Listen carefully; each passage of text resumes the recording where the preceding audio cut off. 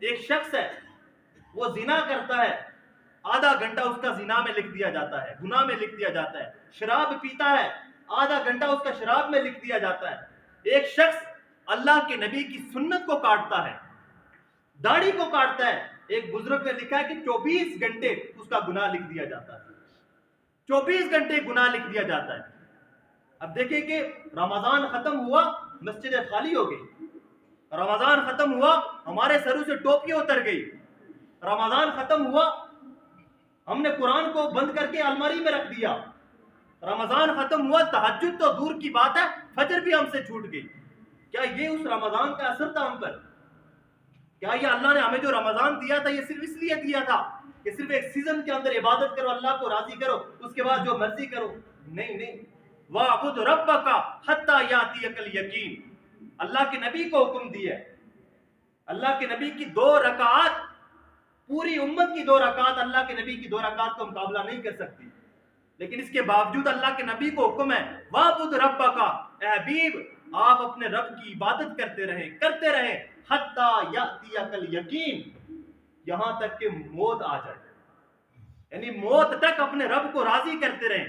اس سے پہلے آپ اپنے رب کی عبادت نہ چھوڑیں.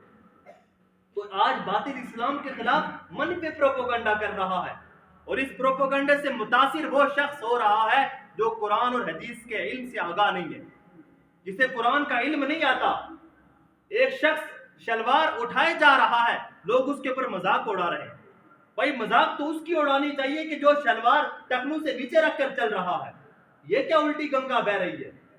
یہ تو وہ متاثر ہوگا کہ جسے قرآن اور حدیث کا علم نہیں ہے، جسے اللہ کی ذات اور اللہ کے نبی کے دین کا علم نہیں ہے، وہ اس سے متاثر ہوگا. وہ متاثر نہیں ہوگا کہ جسے قرآن اور حدیث کا علم آتا ہے، جسے قرآن کے بارے میں معلومات ہے، وہ متاثر نہیں ہوگا. وہ متاثر نہیں ہوگا. تو یہ لوگ منفی پروپیگنڈا اسلام کے خلاف، اسلام کے خلاف شکوک اور شبہات ڈالنا، اسلام کے خلاف اسلام کے بارے میں باتیں کرنا. اور آج لوگ جو ہے وہ عام، آپ دیکھیں کہ کسی کے پاس چلے جائیں، ایک نائی بھی ہوگا وہ ایک دم فتویٰ دے دے گا، ایک موچی بھی ہوگا ایک دم فتویٰ دے دے گا. لیکن کسی عالم کے پاس جائیں تو کہے گا بھائی شام کو آنا، کتاب دیکھ کر بتاؤں گا، کسی سے پوچھ کے بتاؤں گا، کسی مدرسے کے اندر جاؤ وہاں سے پوچھ لو. یعنی فتوے جو ہے وہ حضرات زیادہ دے رہے ہیں، عوام زیادہ دے رہے ہیں. علماء تو ویسے ہی بدنام ہے، علماء تو ویسے ہی بدنام ہے، فتوے تو زیادہ عوام دیتی ہے. اس لیے کہ قرآن اور حدیث کا علم یہ حساس علم ہے. قرآن کا علم سب سے پہلے ہے، اس کے بعد ڈاکٹر کا علم ہے، اس کے بعد انجینئرنگ کا علم ہے، اس کے بعد تاریخ کا علم ہے، اس کے بعد صحابہ کا علم ہے، اس کے بعد تابعین کا علم ہے. سب سے پہلے اصل قرآن ہے، اصل قرآن ہے.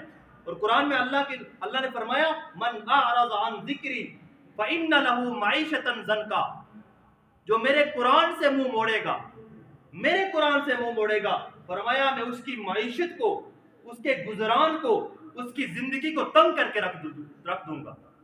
آج دیکھیں کہ اربوں پتی ہے، کروڑوں پتی ہے، پھر بھی رو رہا ہے، اس لیے کہ دین سے دور ہے، قرآن کی تعلیم سے دور ہے. بھائی آپ کسی اماں کے پاس کوئی خط آ جائے اس کے بیٹے کا، اور اس نے کسی اور زبان میں لکھا ہوا ہو، تو کیا وہ اسے سمجھ نہیں آ رہا تو وہ خط کمرے میں ڈال دے گی یا کسی صندوق کے اندر ڈال دے گی؟ نہیں، وہ ڈھونڈے گی کسی کو. بھائی بتاؤ یہ میرے بیٹے نے خط بھیجا ہے، اس میں اس نے کیا لکھا ہے، وہ کیا کہہ رہا ہے؟ کیا وہ بیمار ہے؟ کیا اسے کوئی پریشانی ہے؟ کیا اسے کسی چیز کی ضرورت ہے؟ وہ ماں بےتاب ہو جائے گی. آپ نے کسی اچھی جاب کے لیے اپلائی کیا ہوا ہے اور آپ کے پاس آفر لیٹر آ جاتا ہے، وہ انگلش لینگویج کے اندر ہے اور آپ کو وہ لینگویج نہیں آتی، تو کیا آپ اس لیٹر کو بند کر کے رکھ دیں گے؟ نہیں، ڈھونڈیں گے.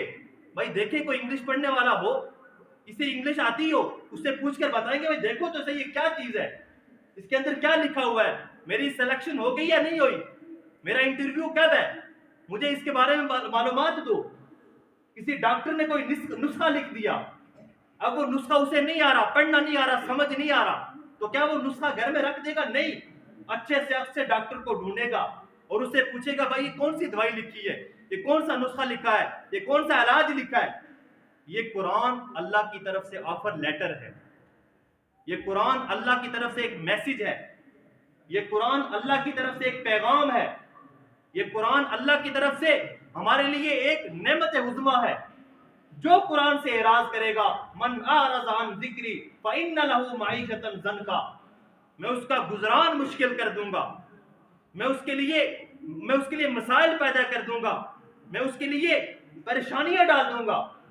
جو قرآن سے اعراض کرے گا، ادھر بیان ہو رہا ہے، باہر بیٹھ کر باتیں کر رہے ہیں، رمضان کے اندر تراویح کی نماز ہو رہی ہے، گھر میں بیٹھے ڈرامے دیکھ رہے ہیں، یہ قرآن سے اعراض نہیں ہے، یا اللہ کے دین سے اعراض نہیں ہے؟